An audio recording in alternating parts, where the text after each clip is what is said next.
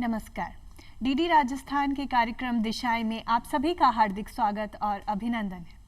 कहते हैं कि शख्स बनकर नहीं, शख्सियत बनकर जियो, क्योंकि शख्स कभी जिंदा नहीं रहता और शख्सियत कभी मरती नहीं। तो हम किस तरीके से अपने आप को एक शख्सियत के रूप में प्रतिष्ठित कर सकते हैं और कैसे अपने करियर को ऊंचाइयों पर पहुंचा सकते हैं, इस क्षेत्र में क्या क्या संभावनाओं को तलाश सकते हैं, इसी संबंध में आज हम जिस विषय पर चर्चा करने वाले हैं वो है भूविज्ञान क्षेत्र में करियर, अवसर, संभावनाएं एवं चुनौतियों के बारे में। तो किस तरीके से हम इस क्षेत्र में करियर बना सकते हैं, कैसे जा सकते हैं, इन्हीं सब विषयों पर आज चर्चा करेंगे। और उसके लिए सबसे पहले स्वागत करेंगे हमारे साथ मौजूद हमारे बेहद खास मेहमान मिस्टर हरीश मिस्त्री जी का, जो कि भारतीय भूवैज्ञानिक सर्वेक्षण जयपुर से हैं। सर, कार्यक्रम में आपका बहुत बहुत स्वागत है। बहुत धन्यवाद आपका। तो आज हम चर्चा करने वाले हैं भूविज्ञान के बारे में। तो सबसे पहले हमारे लिए ये समझना ज़रूरी है कि ये जो भूविज्ञान है, ये टर्म क्या है, किसे कहते हैं? तो मैं आपको बताना चाहूँगा जी। कि भूविज्ञान जो है वो विज्ञान की एक शाखाएं है। जैसे कि दूसरे विषय रहते हैं, भौतिकी रहता है, बायोलॉजी रहता है, केमिस्ट्री रहता है, उसी तरह भूविज्ञान या जियोलॉजी जिसको इंग्लिश में बोलते हैं, ये भी एक विज्ञान की ही शाखा है। और भूविज्ञान के अंतर्गत हम पूरी पृथ्वी का अध्ययन करते हैं, पृथ्वी के ऊपर क्या पाया जाता है और पृथ्वी के अंदर में क्या पाया जाता है, इसका हम संपूर्ण रूप से अध्ययन करते हैं। कैसे पृथ्वी का निर्माण हुआ, कैसे पृथ्वी पर मौजूदा जो चट्टानें हैं वो बनी, और क्या क्या प्रक्रियाएं भूगर्भ में जो हुई उसके द्वारा आज जो हम पृथ्वी देखते हैं उसका निर्माण कैसे हुआ, कैसे विभिन्न खनिज बने, कैसे ये खनिजों का उपयोग हम दैनिक जीवन में कर सके, इसके लिए इसका संपूर्ण हम अध्ययन भूविज्ञान के अंतर्गत करते हैं। और इसी के साथ ही जो पुरातन में जो लाइफ जो पृथ्वी पे जो निर्मित हुई, वो पुरातन लाइफ कैसे निर्मित हुई और उसका इस पृथ्वी या सृष्टि के निर्माण में क्या योगदान रहा, इनका भी हम अध्ययन इस क्षेत्र के अंतर्गत करते हैं। ठीक है। तो सर, ये तो बहुत ही इंटरेस्टिंग विषय हमें लग रहा है कि हम तो भारतीय लोग हैं, हम तो पृथ्वी को पृथ्वी नहीं कहते, हम तो माता कहते हैं, हमारे लिए तो माता है। तो कम से कम हमें इन विषयों के बारे में जानकारी होना तो नॉर्मली भी बहुत ज़्यादा ज़रूरी है। सर, ज्योग्राफी एक ऐसा टर्म है जो हम सब उससे परिचित हैं, लेकिन जियोलॉजी और ज्योग्राफी, इनमें क्या अंतर है? ये आपने बहुत अच्छा ये सवाल किया कि भूविज्ञान और ज्योग्राफी, जियोलॉजी और ज्योग्राफी, इन दोनों में क्या अंतर है। क्योंकि वस्तुतः देखते हैं कि जब हम छठी क्लास में जब हम पढ़ाई करते हैं तो सबसे पहले हमारे पास आता है ज्योग्राफी। तो मैं आपको बता दूं कि जो भूविज्ञान जो विषय है वो अभी तक जो है वो ग्रेजुएशन लेवल से ही स्टार्ट होता है। हालांकि बहुत सारे स्कूल लेवल पर भी पाठ्यक्रम स्टार्ट हो चुके हैं, लेकिन ज्योग्राफी जो है एक वो काफ़ी प्रचलित सब्जेक्ट है और उसी सब्जेक्ट के अंतर्गत ही भूविज्ञान को पढ़ाया जाता था स्कूल लेवल पे। तो अब होता क्या है, ज्योग्राफी में अगर हम सिंपल तरीके से आपको बताएं तो ज्योग्राफी में क्या होता है, दो शब्द है, जियो और ग्राफी। तो जियो का मतलब तो होता है भू मीन्स हमारी धरा या पृथ्वी, और ग्राफी मतलब उस पृथ्वी पर स्थित चीज़ों का अध्ययन। तो जो भी चीज़ें पृथ्वी के ऊपर, मान लो उसका क्लाइमेट कैसा है, उसका एनवायरनमेंट कैसा है और उसके लैंडफॉर्म कैसे है, जिनको भू आकृतियाँ कहते हैं, तो पृथ्वी के सतह के ऊपर पाए जाने वाली प्राकृतिक चीज़ों का अध्ययन हम ज्योग्राफी में करते हैं। और जियोलॉजी जहाँ शब्द आता है उसमें ज्योग्राफी तो निहित रहती ही रहती है, इसके साथ साथ हम जियोलॉजी के अंतर्गत पृथ्वी की आंतरिक संरचनाओं का अध्ययन करते हैं। पृथ्वी की आंतरिक संरचनाएं कैसे निर्मित हुई, उनमें क्या क्या घटनाक्रम हुए, वो कैसे उनका निर्माण हुआ, इनका निर्माण के अध्ययन हम उसमें करते हैं। और जो पृथ्वी की आंतरिक संरचनाओं का जो निर्माण की जो प्रक्रिया है उसके द्वारा जो शैलों का निर्माण हुआ, जो रॉक्स बनती है, उनका हम अध्ययन करते हैं। उनके अध्ययन के द्वारा वो रॉक्स या वो चट्टानें हमको या मानव जीवन के लिए किस तरीके से उपयोगी है, ये इन सब का हम अध्ययन करते हैं। साथ ही मैं आपको आपकी बात से ये बताना चाहूँगा, आपने एक अच्छा शब्द बोला कि हम पृथ्वी को हम माता भी बोलते हैं।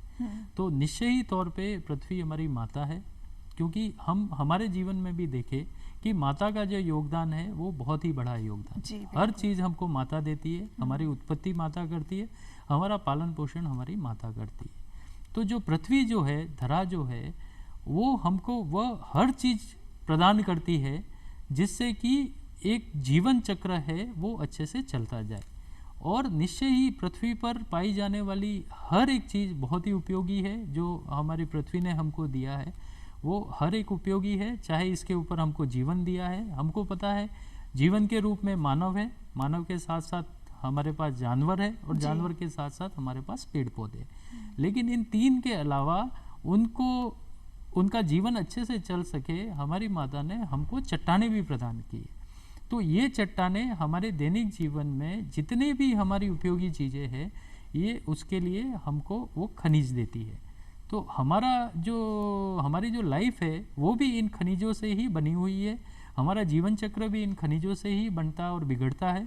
इन खनिजों की ही मात्राओं से हमारी जो जीवन है वो अच्छा बन पाता है और हम आगे से आगे हमारा जीवन चलता जाता है। तो ये पृथ्वी जो हमारी माता है, सारी चीज़ें यहीं से उत्पन्न होती है और सारी चीज़ें अंत में इसी में विलय हो जाती है। तो यही एक बेसिक डिफरेंट है कि हम ज्योग्राफी में भूमि सतह के ऊपर में जो प्राकृतिक चीज़ें उनका अध्ययन करते हैं और इनको मिलाकर पृथ्वी की आंतरिक संरचनाओं का अध्ययन, जिसमें कि हम मतलब बाहर के प्लानेट ये कैसे बने, इनका निर्माण कैसे हुआ और इनका पृथ्वी पर इम्पैक्ट क्या है, इसका भी हम अध्ययन भूविज्ञान में करते हैं। सर, बहुत ही बारीकी से आपने हमारे दर्शकों को समझाया कि देखिए ज्योग्राफी तो है ही है, लेकिन हमारे पास एक और उससे भी वृहद, उससे भी वास्ट एक चीज़ है जो जियोलॉजी है। और आपके अनुसार जो ज्योग्राफी है वो तो हम स्कूल लेवल पर ही पढ़ लेते हैं, लेकिन ये जो हमारा भूविज्ञान है इसकी पढ़ाई हम ग्रेजुएशन लेवल पे स्टार्ट करते हैं। ठीक है, पढ़ाई पर आ ही चुके हैं, तो सर जानना चाहेंगे कि चलिए मान लीजिए अब पढ़ाई कर रहे हैं हम, तो हमें करियर की क्या क्या अपॉर्चुनिटीज़ मिलती हैं? हाँ, ये है। देखिए भूविज्ञान जो है इसका अगर मैं करियर की बात करूं तो होता क्या है कि हम मतलब हर छात्र या छात्रा के जीवन में एक ऐसा पड़ाव आता है जब वो कक्षा 9वीं 10वीं में पढ़ता है, तो उस समय एक ऐसा पड़ाव रहता है कि अब आगे हम लोग क्या करें जी। तो जो मतलब हमारे जो अधिकतर छात्र या छात्रा है तो सबको पता है इंजीनियरिंग कर लो, मेडिकल कर लो, ये कर लो। तो सर्वप्रथम हमारा पहला पड़ाव इंजीनियरिंग और मेडिकल में ही सिमट के रह जाता है। तो मैं जिस विभाग में कार्य करता हूँ, भारतीय भूवैज्ञानिक सर्वेक्षण ने, इन्होंने 2018 में 2019 में हमारे ministry HRD government of India को पत्र के माध्यम से अवगत करवाया कि अगर भूविज्ञान विषय को स्कूल लेवल पर अगर लाया जाए तो निश्चय ही एक ये छात्र छात्राओं के लिए एक अच्छी करियर अपॉर्चुनिटी प्रदान करेगा। क्योंकि इस भूविज्ञान विषय में इतनी सारी अपॉर्चुनिटी है, ये एक तकनीकी विषय है और हमको सबसे अच्छी बात है कि हमको ये विषय हमेशा ज़मीन से जोड़े रखता है। हमको इस ज़मीन का अध्ययन करना है, ज़मीन में होने वाली घटनाक्रमों का अध्ययन करना है, ज़मीन के अंदर पाए जाने वाले खनिज संपदा का अध्ययन करना है, क्योंकि हम कभी भी बिना खनिज के ऐसी किसी भी चीज़ की परिकल्पना नहीं कर सकते अगर कि ये कोई चीज़ खनिज से निर्मित नहीं है। हर वो चीज़ जो पृथ्वी पर मौजूद है उसका निर्माण खनिज से किसी न किसी रूप से ही हुआ है।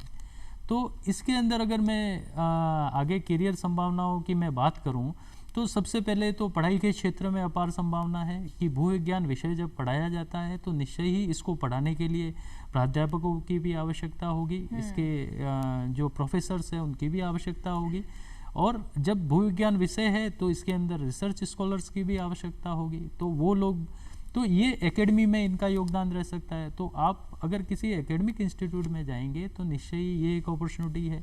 चलो मान लो आपको अगर इसमें नहीं जाना है तो रिसर्च इंस्टीट्यूट्स है जहाँ पर आप रिसर्च कर सकते हैं, जैसे national research institute NGRI, national geophysical research institute बोलते हैं।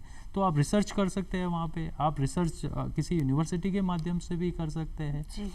उसके अलावा पब्लिक सेक्टर यूनिट्स भी है, प्राइवेट सेक्टर्स भी है। प्राइवेट सेक्टर्स कौन कौन से हैं? माइनिंग एक सबसे बड़ा प्राइवेट सेक्टर्स है। तो हर खनिज की माइंस बनती है, तो माइंस में जितने भी खनिज जो प्राप्त होते हैं हमको किसी न किसी खनन गतिविधि के द्वारा ही प्राप्त होते हैं। तो जब खनन गतिविधि के द्वारा प्राप्त होते हैं सारे खनिज, तो खनन क्षेत्र में जितनी भी करियर अपॉर्चुनिटी है वो हमको मिलती है। तो चाहे वो प्राइवेट खनन क्षेत्र हो या हमारे सरकारी खनन क्षेत्र हो, उनके द्वारा हम लोग उसमें कार्य कर सकते हैं। इसके अलावा पेट्रोलियम इंडस्ट्री बहुत बड़ी इंडस्ट्री है जिसमें गवर्नमेंट में भी रहती है और प्राइवेट सेक्टर्स भी है जिसमें हम काम कर सकते हैं।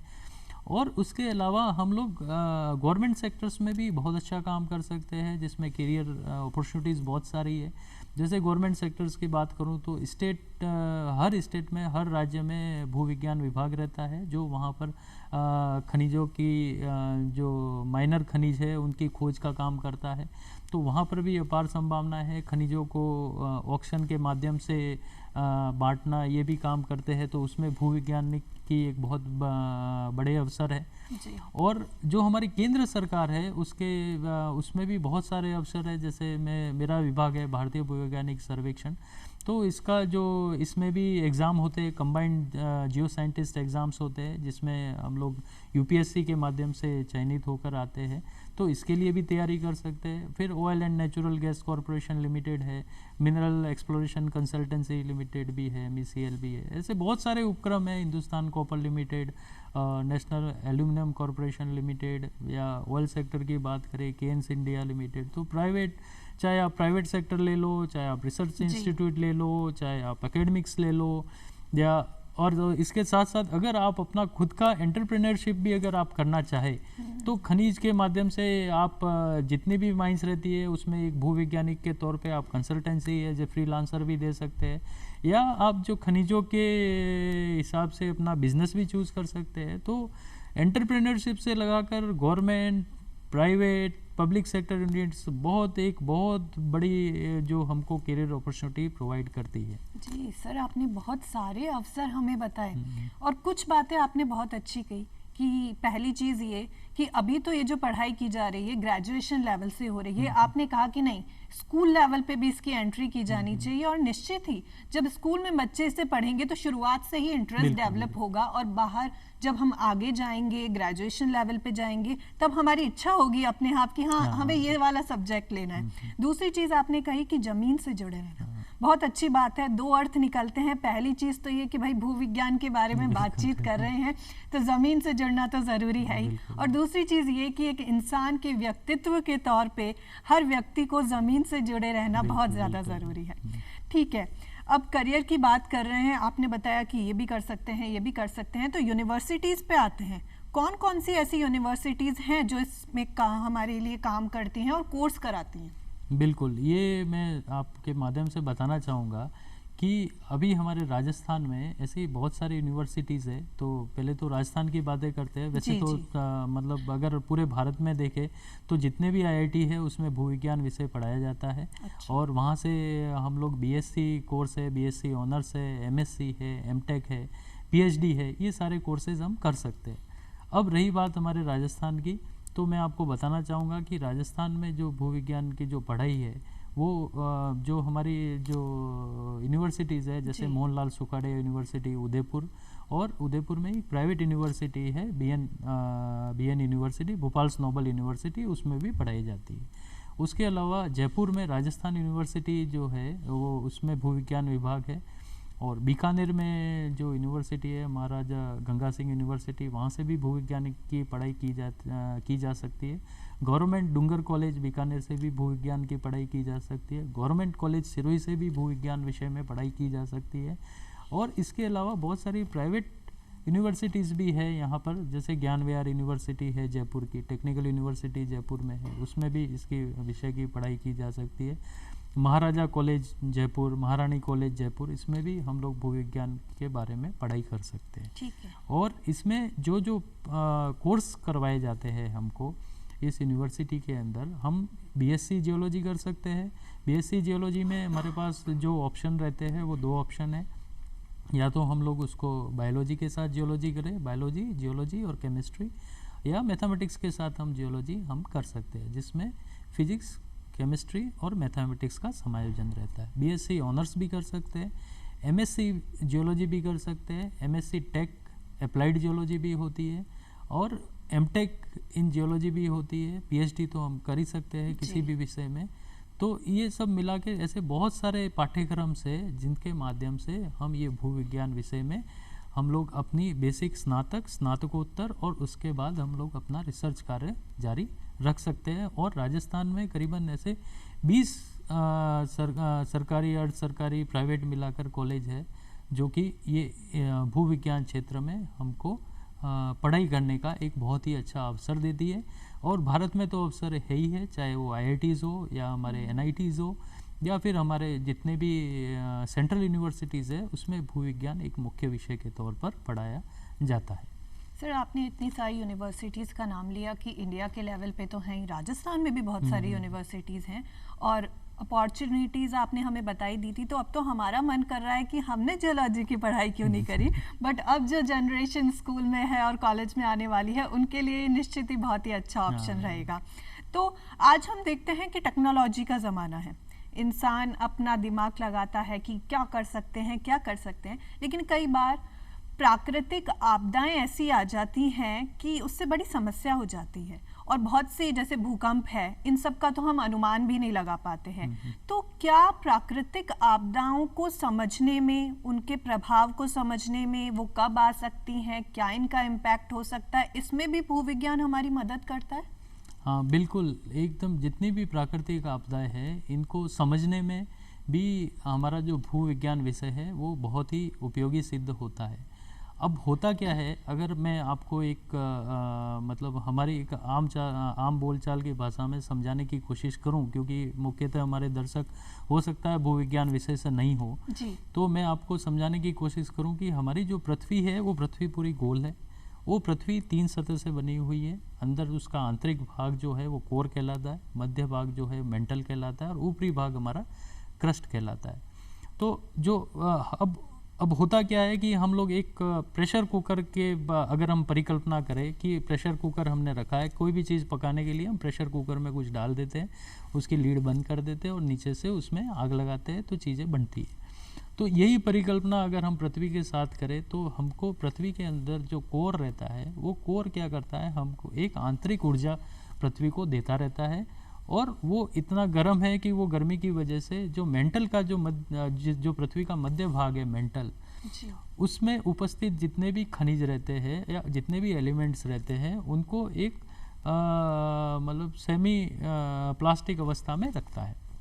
तो उससे होता क्या है कि वो जो खनिज जो रहते हैं वो कन्वेंशन करंट के कारण ऊपर जाते हैं, नीचे आते हैं, ऊपर जाते हैं, नीचे आते हैं। तो इसमें क्या होता है कि ऊपर जो क्रस्ट होती है जो कि प्रेशर कुकर में लीड का काम करती है, तो नीचे जब कंटिन्यूस अगर हीट हम लोग अगर उसको देते रहेंगे मेंटल को, तो गर्मी के कारण क्या होगा, वो खनिज जो है गर्म होके वो ऊपर जाने की कोशिश करेंगे। जो ऊपर जाएंगे तो क्रस्ट से टकराएंगे। तो जब प्रेशर बढ़ जाता है तो वो क्रस्ट का क्या है, वहाँ से उसको एनर्जी को रिलीज होना पड़ता है। वही एनर्जी रिलीज होने के कारण क्या होता है, कभी तो हमको भूकंप के रूप में हमको प्राकृतिक आपदाएं आती है, कभी हमको ज्वालामुखी के रूप में प्राकृतिक आपदाएं देखते हैं, कभी लैंडस्लाइड के रूप में हम प्राकृतिक आपदाएं देते हैं, या चट्टानों का खिसकना, पहाड़ों का दरकना, ज़मीन में दरारें पड़ना। तो ये सारे घटनाक्रम से अभी जैसे हाल ही सुनामी आई, तो ये सारी घटनाक्रम है। तो इसके लिए जब हम भूविज्ञान विषय में अपनी पृथ्वी की आंतरिक संरचना को समझते हैं, आंतरिक संरचनाओं का अध्ययन करते हैं, उसके ऊपर रिसर्च करते हैं, तो हमको समझ में आता है कि हमारी आंतरिक जो पृथ्वी के अंदर में कितने सारे घटनाक्रम हो रहे हैं, इन घटनाक्रम का रिजल्ट किस रूप में हमारे सामने आएगा। और उससे अगर मान लो अभी तक तो भूकंप को मतलब प्रेडिक्ट करने का तो कोई सोर्स नहीं है अभी तक, लेकिन ये तो बताया ही जा सकता है कि किस क्षेत्र में भूकंप आने की बहुत सारी संभावना है, किस क्षेत्र में भूकंप की संभावनाएं कम रहती है, ये ज़रूर हम बता सकते हैं उसके अध्ययन के बारे में। ठीक है, मतलब हम काफ़ी कुछ जानकारी इकट्ठी कर सकते हैं जो कि हमें आगे आने वाले भविष्य के लिए भी काम देती है। ठीक है सर, एक नॉर्मल हमारा पर्सपेक्शन रहता है जब हम सब्जेक्ट सेलेक्ट करते हैं कि भाई घर वाले भी कहते हैं कि क्या बनना है, जैसा आपने शुरुआत में जिक्र किया कि डॉक्टर बनना है, इंजीनियर बनना है, इनसे भी तो थोड़ा बाहर निकले। इंजीनियरिंग में भी बहुत सारी हमारे पास स्ट्रीम रहती हैं, तो हम क्यों ना भूविज्ञान के क्षेत्र में करियर बनाएं। आज जैसे हम सिनेमा का उदाहरण लेते हैं, हम देखते हैं कि अरे हमें तो अमिताभ बच्चन बनना है, हम देखते हैं कि यदि स्पोर्ट्स में जाना है हमें तो नीरज चोपड़ा बनना है। अब इस क्षेत्र को यदि हम लें तो कौन से ऐसे उत्कृष्ट उदाहरण हमें दिखाई देते हैं जिनसे प्रेरित होकर के कोई भी व्यक्ति इस क्षेत्र में आना चाहे? बिल्कुल, तो मैं आपको बताना चाहूँगा कि मतलब ये जो भूविज्ञान विषय है ये हमारे भारत में किस तरीके से आया। जी। तो हुआ क्या था कि जब हम जो हमारा भारत देश जो है वो ईस्ट इंडिया कंपनी के अधीन था, तो उस समय क्या हुआ कि रेलवे, ईस्ट इंडिया कंपनी को ये महसूस हुआ कि रेलवे यहाँ पर आनी चाहिए।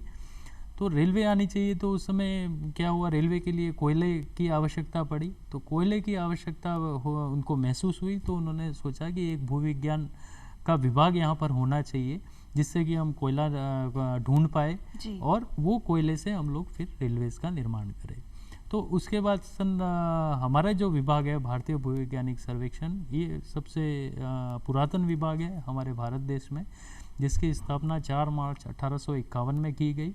और उसके जो पहले जो मुखिया थे वो सर थॉमस ओल्डाम थे। और सर थॉमस ओल्डाम बहुत बड़ी पर्सनालिटी थे। उन्हीं के लक्ष्य कदम पर आज हमारा भारतीय भूवैज्ञानिक सर्वेक्षण लगभग पौने 200 सालों का हो चुका है। तो निश्चय ही वो एक बहुत बड़ी हस्ती थे।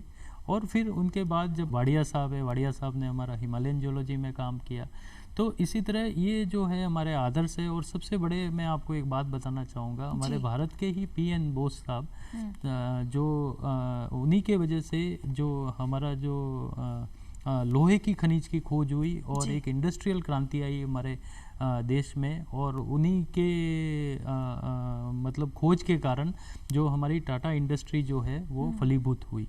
तो ये मुख्यतः जो जिनको हम आदर्श मान सकते हैं, ये जो जिनका बहुत अच्छा काम है हर क्षेत्र में, तो ये कुछ नाम है, ऐसे बहुत से नाम हैं जिनको हम अपने आदर्श के रूप में देख सकते हैं। तो जैसे जैसे हम भूविज्ञान पढ़ते हैं हमको समझ में आता है कि पहला कार्य किन वैज्ञानिकों ने किया है, और तो उनको हम उनका अनुसरण करके, क्योंकि उन्हीं के किए गए कार्य को हम आगे बढ़ाते हैं। और उन्होंने किस परिस्थिति में, किस समय में इतना काम बिना किसी संसाधनों के होते हुए किया, तो ये एक बहुत बड़ी बात है। तो निश्चय ही ये मैंने जो कुछ नाम लिए, और जो जब हमारा भारत देश आज़ाद हुआ, तो जो भारतीय भूवैज्ञानिक सर्वेक्षण है उसके प्रथम भारतीय मुखिया थे डॉक्टर MS कृष्णन साहब, जो एक बहुत ही बड़े लेजेंडरी फिगर है हमारे विभाग के लिए। और भूविज्ञान के क्षेत्र में जितने भी लोग कार्य करते हैं उनके लिए एक बहुत ही बड़े लेजेंडरी फिगर है। तो ये कुछ नाम है, कुछ गिने चुने नाम, ऐसे बहुत से हमारे वैज्ञानिक हैं जिनका अमूल्य योगदान है, ये सारे हैं। सर, आपने बहुत अच्छी बात कही कि इन लोगों ने अपना काम बहुत ही पुराने समय से अब तक तब किया जब इतने साधन नहीं थे चीज़ों को पता करने के। लेकिन आज के टाइम में तो हमारे पास बहुत सारी तकनीकें हैं, साधन हैं, तो उनका हम उपयोग क्यों ना करें। तो कहते हैं कि इतिहास सिर्फ कलम से नहीं लिखा जाता, हौसलों की भी ज़रूरत पड़ती है। तो अब हौसलों की बात आती है तो वो चुनौतियों की बात भी आती है। यदि देखें, क्योंकि इतना आसान नहीं है पृथ्वी के बारे में चीज़ों का पता करना, क्या खनिज हैं, क्या कैसे चलेगा, तो कौन कौन सी चुनौतियां इस क्षेत्र में आती हैं? बिल्कुल। तो सबसे बड़ी जो चुनौती हमारे लिए आती है कि बाकी जितने भी विज्ञान के विषय हैं जी, ये बाकी सभी विज्ञान के विषय एक अवधारणा, एक फिक्स कैलकुलेशन पे चलते हैं, एक फिक्स रिएक्शन पे चलते हैं। और उन रिएक्शन का प्रयोग के द्वारा हम लोग एक आकलन कर पाते हैं कि अगर मैं रसायन विज्ञान की बात करूं तो मैं ये केमिकल में ये केमिकल मिलाऊंगा, ये रिएक्शन होगी और मेरे पास ये प्रोडक्ट आएगा। अगर मैं भौतिक विज्ञान की बात करूं तो ये रहेगा कि ये इक्वेशन और ये इक्वेशन मिलेगी तो मैं ये कंक्लूजन पे पहुंचूंगा।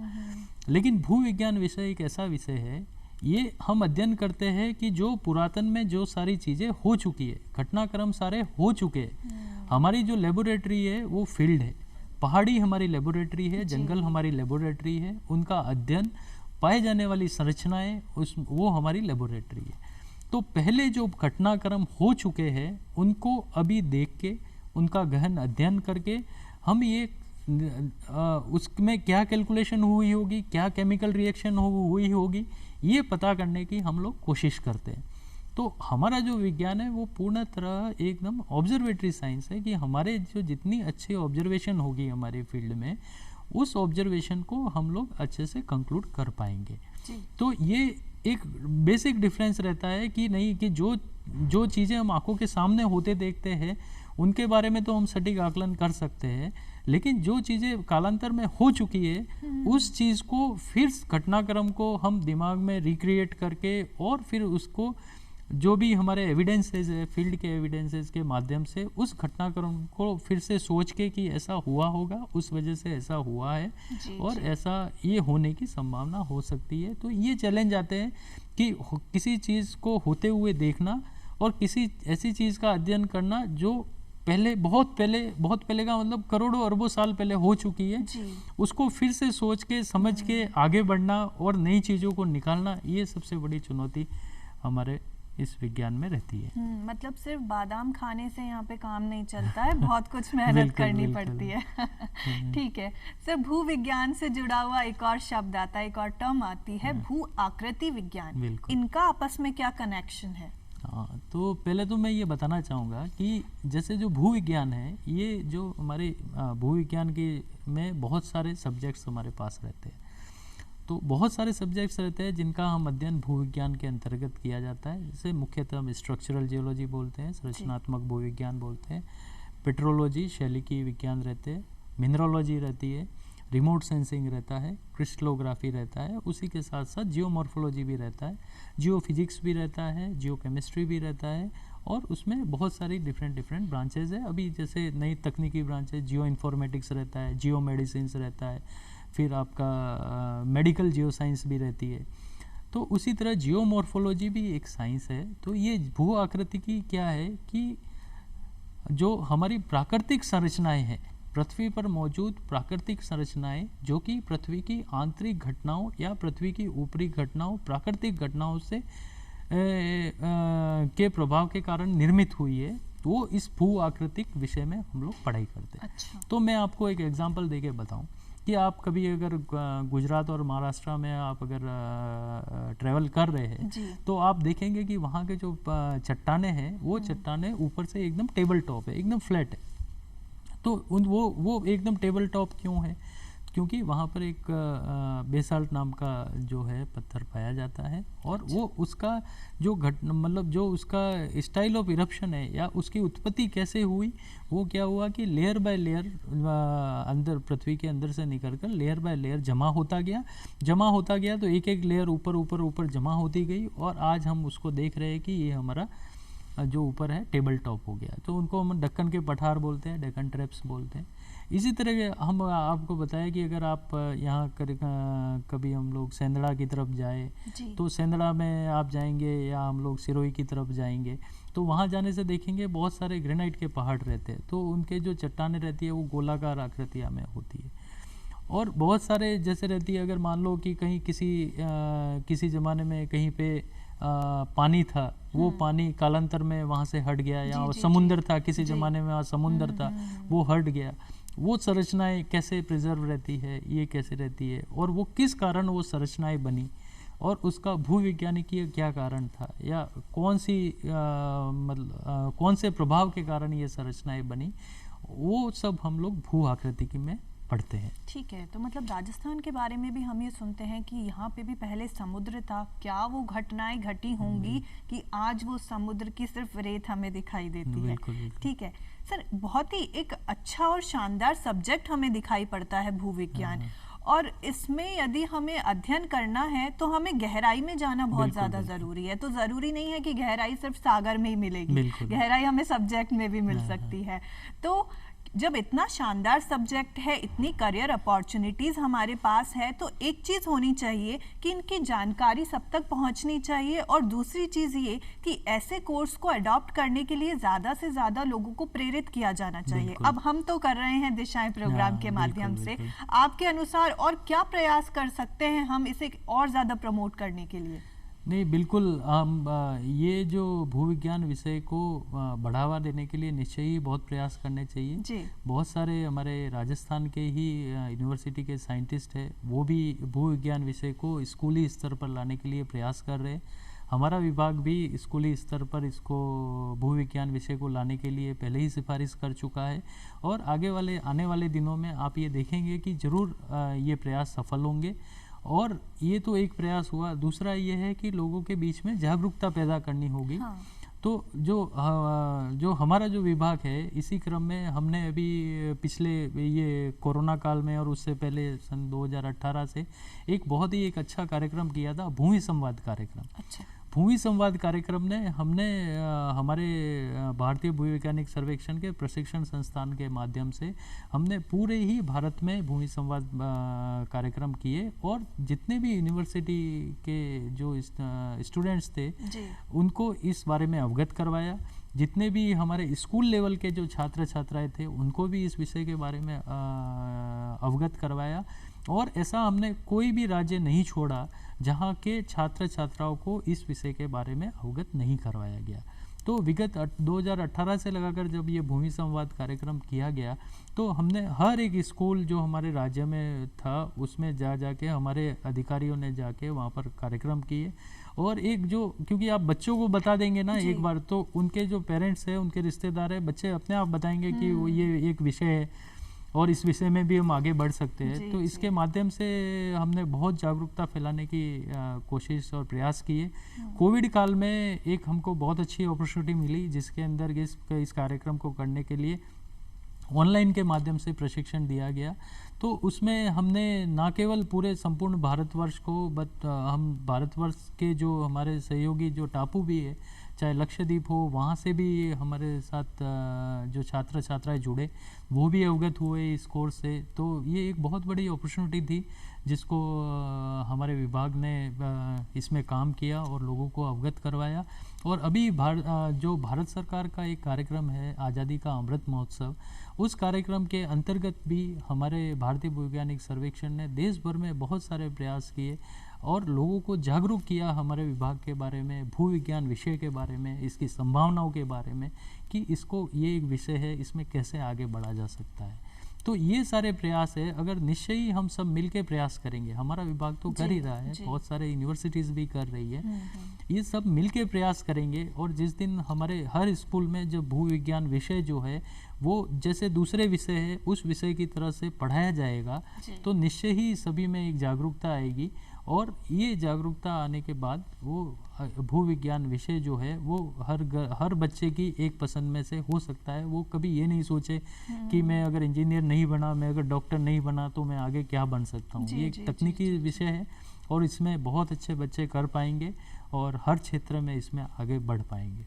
सर, आपने बहुत अच्छी बात बताई कि आपने तो ये भूविज्ञान के क्षेत्र में इसके धागे में पूरे भारत को पिरो दिया, आपने लक्षद्वीप को भी नहीं छोड़ा, बहुत सारी यूनिवर्सिटीज़ को इसमें अपने साथ जोड़ा, बहुत ही अच्छी बात है। अब हम इस क्षेत्र की संभावनाओं की बात करते हैं कि हम खनिजों का इसमें अध्ययन करते हैं, पर्वतों का, चट्टानों का, इन सब चीज़ों का अध्ययन करते हैं।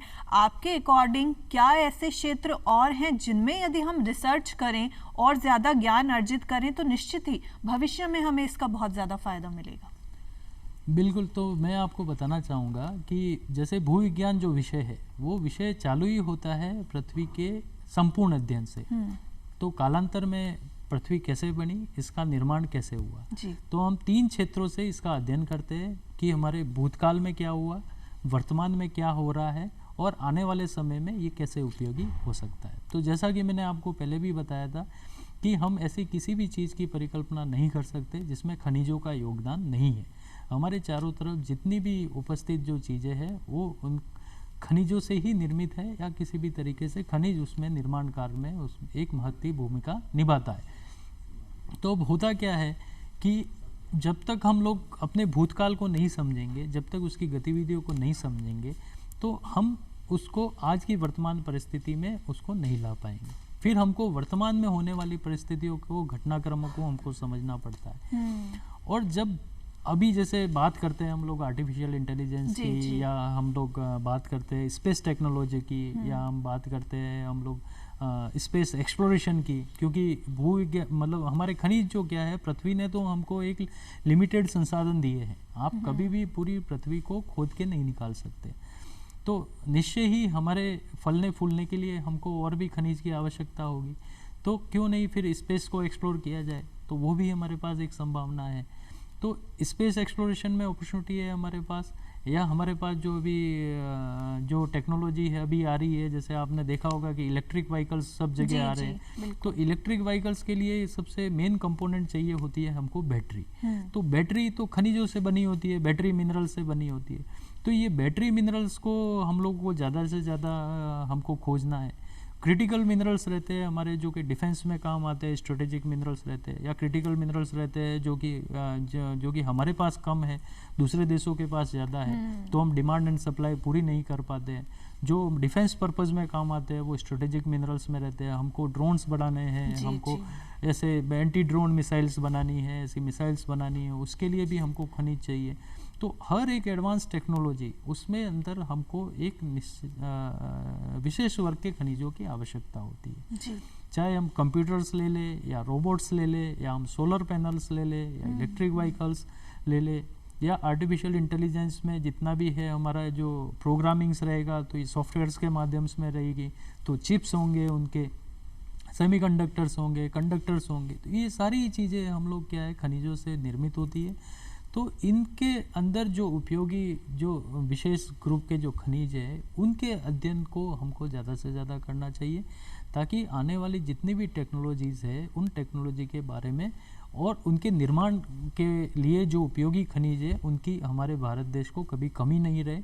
ऐसा प्रयास हम सभी भूवैज्ञानिकों को करना चाहिए, ताकि हमारा देश आगे से आगे प्रगति करे, उन्नति करे। बिल्कुल सर, बिल्कुल। और एक और टर्म हम आजकल बहुत ज़्यादा सुनते हैं वो है वेस्ट मैनेजमेंट। बिल्कुल। तो ये जो वेस्ट है ना, इससे हम बेस्ट कैसे निकाल सकते हैं, शॉर्ट में आपसे जानेंगे। बिल्कुल। तो वेस्ट मैनेजमेंट क्या है, देखिए हम वो चीज़, प्रकृति ने हमको जो भी चीज़ दी है उस प्रकृति की जो भी चीज़ें हमको देने के पीछे एक कारण है, ताकि हम अपना जीवन यापन कर सकें। अब क्या होता है कि हम उस चीज़ को, हमारे काम की चीज़ें, जो आज काम की चीज़ें उसको तो ले लेते हैं, लेकिन बाद की जो बची हुई चीज़ें उसको हम इधर उधर फेंक देते हैं। एक सिंपल अगर भाषा में बताऊं तो वो क्या है कि वो चीज़ें अगर हम लोग फेंक देंगे, जैसे एक घर में ही हम लोग कूड़ा, अगर हम लोग मान लो एक घर से हम लोग 5 लीटर कूड़ा निकलता है, तो हमारी इतनी आबादी में कितना कूड़ा निकल जाएगा। या खनिज की भाषा में बात करूं तो हमको मान लो हमने मार्बल तो हमने ले लिया, लेकिन स्लरी बची रहेगी, तो उसके बारे में क्या करेंगे। खनिज तो हमने खनन कर दिया, लेकिन एक जो है पीछे जो उपयोगी पदार्थ नहीं है वो बच गए, तो हम क्या करेंगे। तो इन सब के निस्तारण के लिए हमको प्रयास करने चाहिए। ये निस्तारण हम लोग कैसे कर सकते हैं, या तो हम वेस्ट को रिसाइकल कर दें या वेस्ट को निस्तारण कर दें। ये 2 तरीके हैं। और तीसरा तरीका है, या हम उस वेस्ट से ऐसी चीज़ बना लें जो कि हमारे मानव जीवन के लिए या किसी भी जीवन के लिए उपयोगी सिद्ध हो।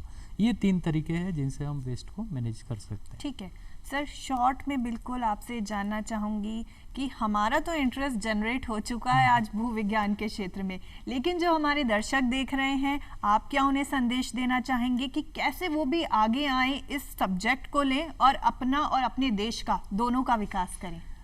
बिल्कुल। तो मैं आपको बताना चाहूँगा कि इस भूविज्ञान विषय में अपार संभावना है।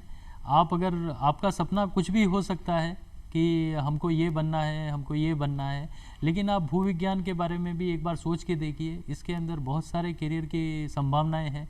आप अपना एंटरप्रेन्योरशिप आप हो सकते हो, आप एक रिसर्चर हो सकते हो, आप एक एकेडमिशियन हो सकते हो, आप एक प्राइवेट सेक्टर में काम कर सकते हो, पीएसयू में काम कर सकते हो, गवर्नमेंट सेक्टर में अच्छी पोजीशन में काम कर सकते हो। और ये जब हम खनिजों का अध्ययन करते हैं तो हम किसी न किसी तरह से हमारी मातृभूमि से जुड़े रहते हैं, हम इस तरह से जुड़े रहते हैं।